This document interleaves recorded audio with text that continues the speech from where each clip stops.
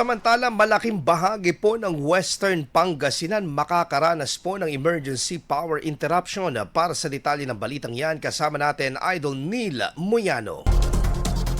104.7 IFM Report.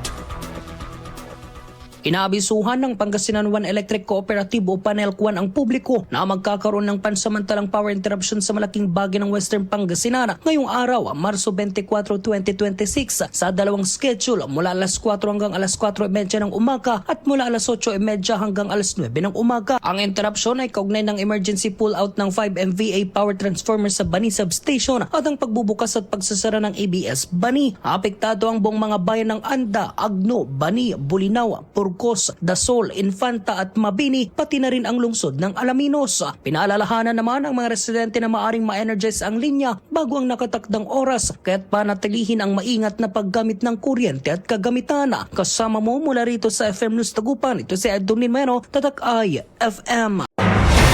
IFM News. IFM News. IFM News.